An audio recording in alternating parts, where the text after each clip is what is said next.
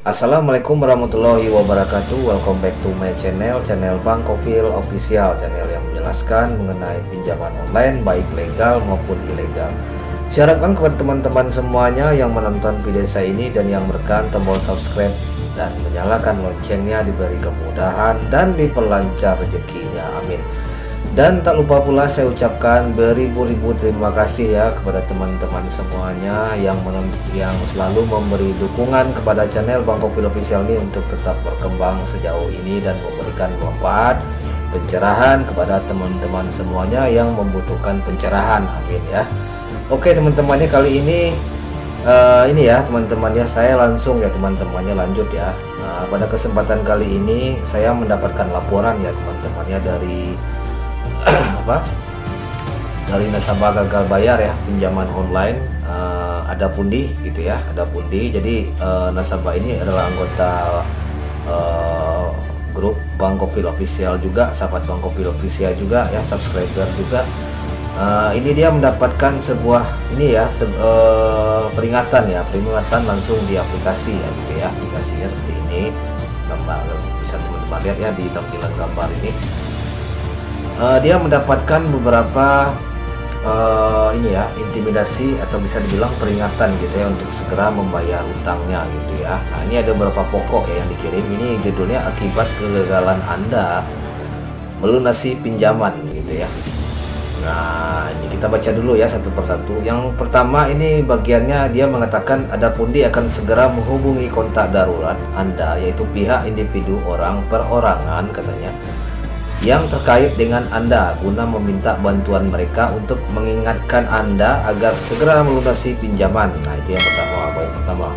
Terus poin kedua ya, berdasarkan ini ya notifikasi dari aplikasi Ada Pundi ya di yang bersangkutan, Anda Pundi dapat segera menunjukkan advokat ya atau pengacara sebagai kuasa hukum untuk mengajukan somasi terhadap Anda atas kegagalan dan kelalaian Anda melunasi pinjaman katanya. Dan yang ketiga, Anda Pundi dapat menempuh upaya hukum melalui jalur pengadilan untuk menggugat Anda atas dasar wan prestasi berdasarkan pasal 1243 dan pasal 1267 Kitab Undang-Undang Hukum Perdata oleh sebab kegagalan Anda untuk melunasi pinjaman. Dan yang keempat, Ada Pundi dapat segera mengutus dan mengirim tim penagihan utang lapangan debt collector untuk menghampiri Anda di rumah tempat tinggal atau lokasi usaha dan tempat kerja Anda maupun tempat lain di mana Anda berada dengan tujuan penagihan pelunasan utang Anda. Dan yang kelima, Ada Pundi dapat melaporkan kepada pihak kepolisian sebagai akibat tindakan Anda yang belum juga melunasi utang Anda. Wow, ini keras ini ya teman-teman ya. Ini penagihan, ini notifikasinya sangat keras sekali ya di aplikasi gitu ya. Ya, sudah bawa nama polisi, sudah bawa nama pengacara juga ya, dan pasal-pasal katanya gitu, undang-undang perdata katanya gitu ya. Ya, dia mengalami gagal bayar pinjaman nggak seberapa gitu, tapi menunjuk advokat dan pengacara gitu. Jangan main-main loh ya kalau menunjuk advokat dan pengacara ya. Itu biayanya berapa coba yang harus dikeluarkan oleh aplikasi Ada Pundi ini, berapa gitu coba ya kan. Gitu kan. Nah, ini kita coba bahas yang poin pertama dulu ya. Ada Pundi akan segera menghubungi kontak darurat ya. Oke, itu udah sering ya, meminta bantuan, mengingatkan gitu ya. Sejauh yang pertama menghubungi kontak darurat gitu ya. Nah, ini poin pertama, menghubungi kontak darurat ya, artinya pihak Ada Pundi apabila Anda mengalami gagal bayar di Ada Pundi gitu ya, itu ini ya akan diminta keterangannya ya di nomor kontak darurat berdasarkan nomor kontak yang kita cantumkan pada saat kita melakukan pengajuan pinjaman online teman-teman ya. Nah, akan diminta keterangannya kenapa si nasabah ini belum bayar utang gitu ya, dan kenapa, apa alasannya dan lain-lain gitu ya. Tolong disampaikan kepada yang bersangkutan untuk segera melunasi utangnya gitu ya. Itu yang pertama ya kalau untuk kontak darurat. Nah, terus yang bagian kedua, Ada Pundi dapat segera menunjuk advokat atau pengacara sebagai kuasa hukum ya. Kuasa hukum untuk mengajukan somasi terhadap Anda. Apa yang mau diajukan itulah, menunjukkan pengacara atau advokat. Sementara ini pinjamannya dia bisa dibilang nggak terlalu besar misalnya gitu ya, misalkan di antara 1 juta 2 juta pinjamannya, udah masuk denda mungkin udah 3 juta gitu. Kalau dia menunjuk advokat atau pengacara ya, si aplikasi Adapundi ini, uangnya besar pasak daripada tiang dong. Ya kan? Untuk membayar advokat atau pengacara itu berapa uangnya coba, ya kan? Udah berapa yang dikeluarkan Adapundi hanya untuk menagih utang yang secuil itu ya gitu ya, kalau menurut ini ya.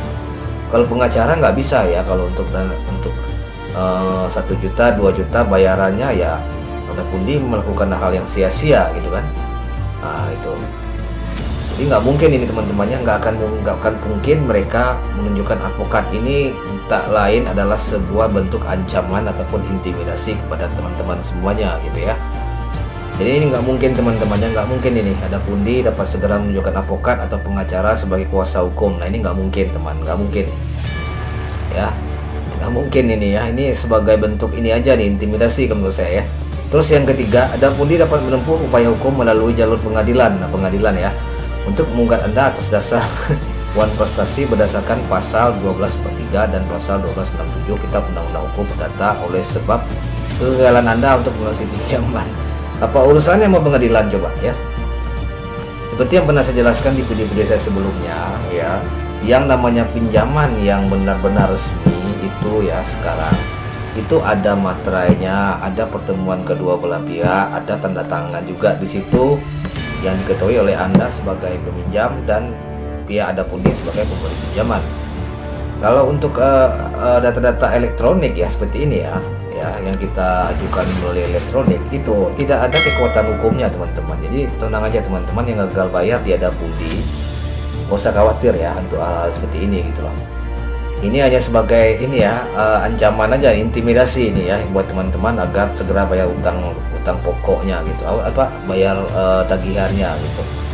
Nggak mungkin dong kan, harus menempuh jalur hukum. Memang selama kita melihat pengadilan ya, ada nggak itu proses pengadilan utang piutang, ada? Ada nggak gitu? Kecuali ada seperti yang pernah saya jelaskan di video sebelumnya, kecuali ya pinjaman itu ada persetujuan antara kedua belah pihak, ada materainya gitu ya. Nah, ada tanda tangan kita di situ. Nah, itu baru bisa dibawa ke pengadilan. Ini apa mau dibawa ke pengadilan gitu? Perjanjiannya melalui elektronik digital gitu. Ya. Nah, melalui dunia maya gitu. Ya, di Indonesia kan belum kuat itu untuk kekuatan hukum di bagian digital gitu ya. Masalah fintech ini kan belum kuat gitu loh. Belum ada ketetapannya gitu. Ya. Nah ini yang keempat lagi gitu ya, Adapundi dapat segera mengutus dan mengirim tim pendagihan utang lapangan ya, debt collector untuk menghampiri Anda di rumah, tempat tinggal atau lokasi usaha dan tempat kerja Anda maupun tempat lain di mana Anda berada dengan tujuan menagih pemesan utang Anda. Ini bisa aja terdatang gitu ya, Adapundi ini bisa aja datang debt collectornya selama di daerah jangkauan tertentu seperti Jakarta ataupun Jawa Barat ya. Nggak mungkin mereka ke Papua kan, nggak mungkin gitu ya. Mereka ke Sulawesi kan nggak mungkin gitu. Ngapain mereka di situ coba? Ongkos sudah berapa gitu coba ya. Nah gitu. Apa mungkin mereka ke Aceh sana, mungkin ke daerah ujung ke ujung gitu ya, Ambon gitu. Apa mungkin mereka datang gitu, tim penagihan lapangannya gitu ya. Nah jadi yang mungkin rawan untuk didatangi oleh debt collector ya, ini kalau mereka datang juga kita akan hadapi teman-teman ya kan. Sesuai dengan pernah saya sampaikan di video saya sebelumnya. Mas tinggal korek aja channel saya ini, di channel sini ada video yang saya buat gitu ya, yang saya ini ya ulas gitu bagaimana cara menghadapi debt collector dari pinjaman online legal gitu ya, dan sudah saya bahas itu. Silahkan teman-teman tonton videonya. Jadi nggak mungkin teman-teman ya, kalau mereka mengutus debt collector itu tergantung dari jangkauan teman-teman, jangkauannya gimana ya. Sedangkan di Bandung aja, di Jakarta pun juga nggak ada Adapundi ini debt collector lapangannya gitu ya. Nggak ada gitu. Jadi ini teman-teman jangan khawatir, kalau mereka datang ya hadapi ya. Kalau memang nggak punya dana mau diapain coba, mau bayar pakai apa, mau pakai daun nggak, bilang gitu. Jadi hadapi ini semua dengan pikiran yang jernih, dengan mental yang kuat gitu ya, dan tetap tidak down gitu menghadapi hal ini ya. Hadapi saja, yang namanya utang adalah wajib, tetap Anda bertanggungjawabkan, minimal kita bayar pokok utangnya. Nah itu yang penting ya. Walaupun nggak ada ya udah tercari dulu dong uangnya gitu kan, uang pokok utangnya kita cari dulu gitu sampai dapat gitu ya, baru kita bayar pokok utang kita gitu. Dan untuk cara membayar pokok utang udah saya jelaskan juga ya di video saya sebelumnya, silahkan tonton juga ya, ada di situ lengkap. Nah itu, jadi ini nggak masalah ya, yang keempat nggak masalah kalau menurut saya gitu.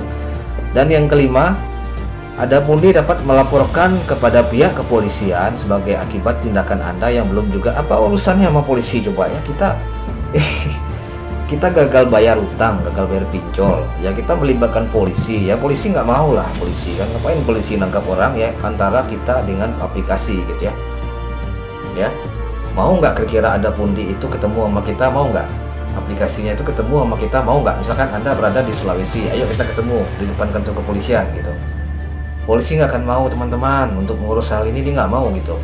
Kalau untuk utang piutang itu ya antara kedua belah pihak lah gitu, kecuali ada perjanjian tertulis yang dilengkapi oleh materai mungkin tadi kan, yang ada kekuatannya gitu, dan ada peraturan-peraturan di situ yang mengatakan bahwa jika ini tidak dibayar maka akibatnya Anda akan, nah itu titik gitu kan, ada surat perjanjiannya. Ini mau mau diapakan gitu, melapor ke kepolisian coba, aduh ada pundi ini tak lain adalah sebagai media intimidasi teman-teman. Jangan takut teman-teman ya, yang sahabat pinjol legal ya, khususnya ada pundi, jangan takut. Ini semuanya hanya ancaman. Apabila Anda mengalami hal seperti ini, seperti yang dialami oleh sahabat Bang Kopil Official ini, kalian tenang aja gitu ya, tenang aja. Ini semua hanya bentuk ancaman mereka ya. Jadi ini semua hanya bentuk ancaman dan tidak perlu kita untuk takut akan hal ini gitu ya. Ngapain kita takut coba ya? Mereka mau melaporkan ke polisi ya, polisi nggak akan mau menanggapi hal seperti ini, nggak mau teman-teman ya. Ada nggak sekarang kita lihat di kantor kepolisian itu, oh polisi akan menangkap nasabah pinjaman online gitu. Yang ada polisi menangani masalah nasabah pinjaman online yang bunuh diri kebanyakan ya kan, akibat frustasi, akibat tertekan karena diintimidasi oleh DC pinjaman online ini gitu. Kalau langsung menangkap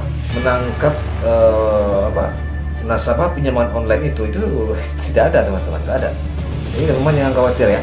Kalau teman-teman masih khawatir juga, silakan masuk di grup Bang Kopil Official ya, support Galbay. Teman silakan masuk, linknya ada sertakan di link deskripsi video saya ini. Silakan teman-teman masuk di situ gitu, biar lebih tenang lagi kan, biar mendapatkan support dari kami ya, dari saya dan teman-teman sama Galbay yang sudah dulu bergabung dan sekarang mentalnya udah lumayan bagus ya, strong gitu. Nah, itu ya teman-teman yang saya kasih pencerahannya, dan beberapa poin ini saya rasa tidak perlu teman-teman takutkan apabila menghadapi hal seperti ini, dan ataupun juga melalui WA langsung direct seperti ini kan, yang disampaikan oleh mereka gitu ya. Semoga ini bisa bermanfaat buat teman-teman semuanya agar tidak down gitu ya, dan semangatnya kembali pulih. Jangan ditakutkan, namanya utang tetap kita bayar ya.